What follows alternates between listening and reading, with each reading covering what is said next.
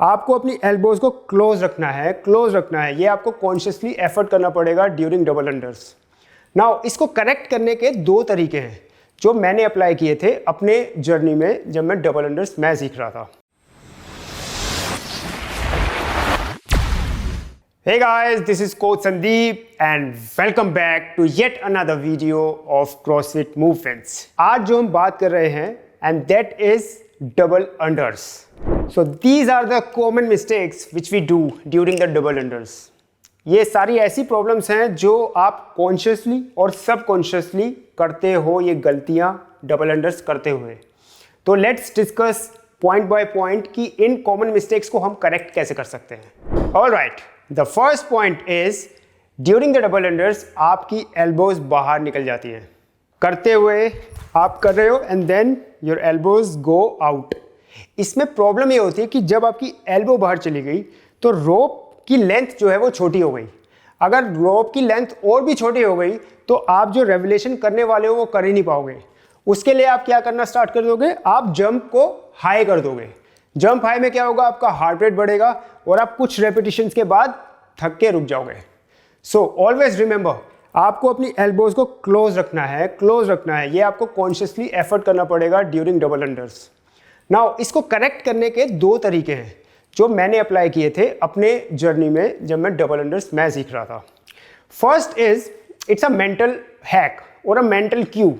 Imagine कि आपके armpits में दो न्यूज़पेपर, फोल्डेड न्यूज़पेपर लगे हुए हैं। अब ड्यूरिंग दी डबल अंडर्स आपको वो न्यूज़पेपर नीचे नहीं गिरने देने, क्योंकि जैसे ही आपने अपनी एल्बो खोली वो नीचे गिर जाएंगे। सो मेंटली आपको क्या करना है, इन न्यूज़पेपर्स को नीचे नहीं गिरने देना। That is the first Q. Okay, जो नेक्स्ट पॉइंट है उसमें हम अपनी बॉडी को फोर्स करेंगे कि हमारी एल्बो बाहर ना निकले।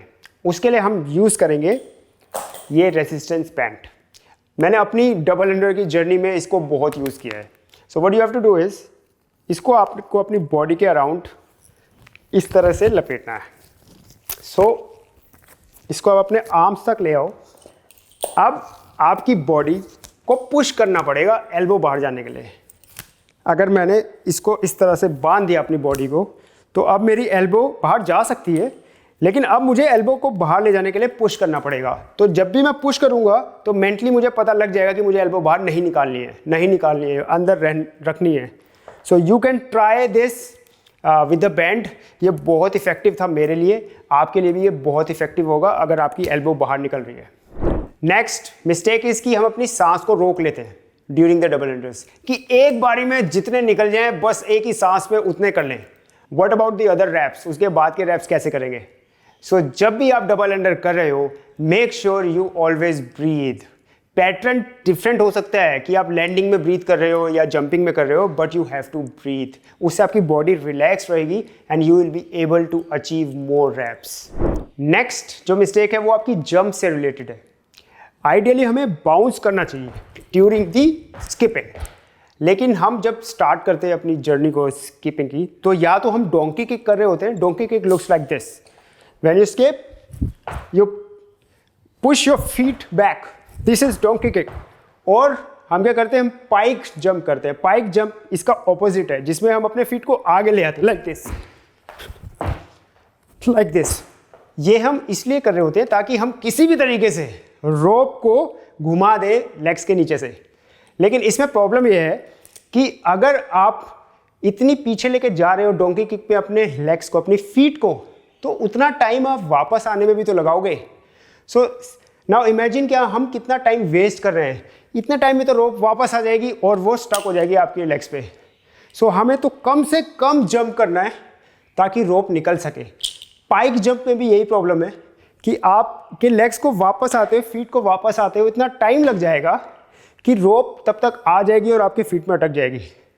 सो इसका सिंपल सॉल्यूशन यही है that you have to bounce, ऊपर की तरफ बाउंस करना है। एंड ऊपर जब लेके जा रहे हो तो लेग्स को ट्राई करो कि आप सॉफ्ट बैंड रखो।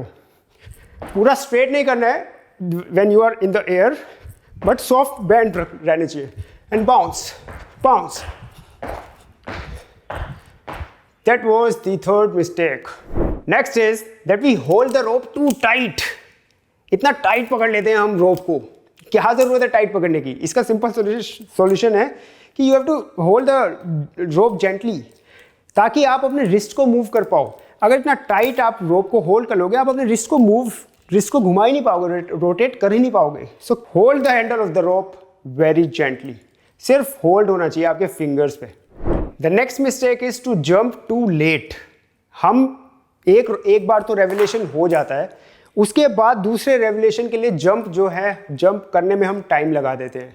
अगर आप इतना टाइम जंप में लगाओगे तब तक तो रोप आगे आ जाएगी और आपके टेंगल हो जाएगी फीट में। So you have to jump the moment rope hit the ground.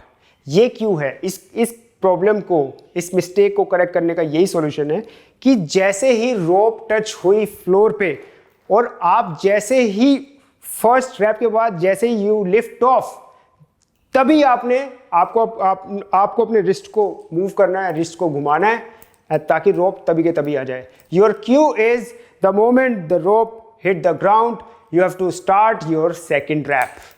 And the last mistake is that we use our shoulders for skipping.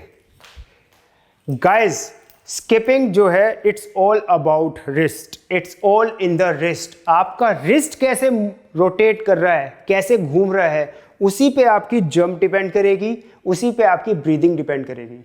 So shoulder तो बिल्कुल रिलैक्स रखना है हमें। It's all in the wrist. कि single under और double अंडर्स में यही फ़र्क है। सिंगल अंडर्स में हम रिस्ट थोड़ा स्लो घुमाते हैं, डबल अंडर्स में हम रिस्ट बहुत फास्ट घुमाते हैं। इसीलिए हमारी जंप भी फास्ट हो जाती है, क्योंकि हमें लगता है कि रोप आने वाली है तो हम जंप लेना शुरू कर देते हैं।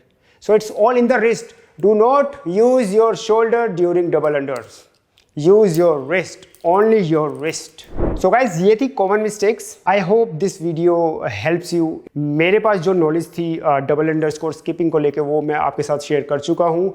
आपके जो भी कमेंट्स हैं, you can share those comments with me. That's it from this video. Thank you so very much.